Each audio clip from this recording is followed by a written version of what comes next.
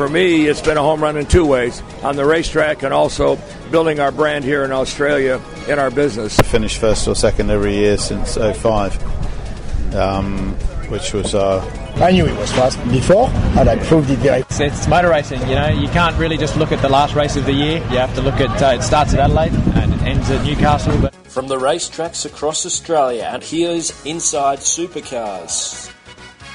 Hello and welcome to Inside Supercars. Craig Revell again in the driver's seat as Tony Whitlock is still recovering from his bout of illness, but hopefully he will be back on the show very soon.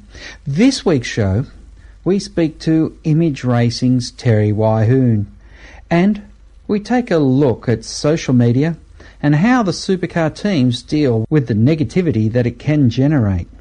But first, Matt Stone Racing has announced that they will switch to Holden immediately following the new team's disappointing start to 2018 in the ex-Penske Falcons.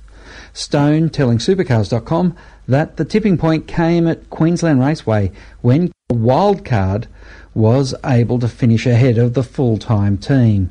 The team will not benefit from Triple Eight's support until next year, but they are going to be in a ZB Falcon built by Triple Eight in 2019 as well. Stone is confident, though, that the experience with the Holden in 2017 will provide a better platform in the back end of the season. Jamie Whincup has announced that he'll be heading overseas for his first non-supercar race in the United States, Laguna Seca, for a round of the IMSA WeatherTech Sports Car Championship in early September. Chaz Mostert is also heading to the US to compete in the Petite Le Mans. That's a 10-hour WeatherTech Sports Car Championship race, which concludes. He's going over there to drive with BMW in October between Bathurst and the Gold Coast. Rookie test days were completed by Richie Stanaway from Tickford Racing, James Goulding from GRM, and Anton De Pasquale from Erebus this week, all hoping that the new components and seat time will set them up well for Tailem Bend. Also testing at Winton this week was Brad Jones Racing and Walkinshaw Andretti United. After the break on Inside Supercars, we look at UnSocial media. Each week, join the Inside Motorsport team as they look at all the news from across Australia and around the world. Yeah, I mean, it means a lot. You know, through the years, a lot of reference this race as one of our majors. 600 miles around here is no easy task. We were able to beat the 211 boys and meet Anthony Bigley in the final, which we were able to take the win off him. So it was a great weekend for the Rapstada family. Inside Motorsport broadcast on community radio and online at sportradio.com.au. The views expressed on Inside Supercars, including the panellists and guests, do not reflect the views of the network, Thunder Media or Sport Radio. Any publication or rebroadcast of the show without the expressed written permission of Thunder Media is strictly prohibited. Social media is an important tool in the Supercars arsenal for getting the news and reports about what's going on in the teams and also across the series.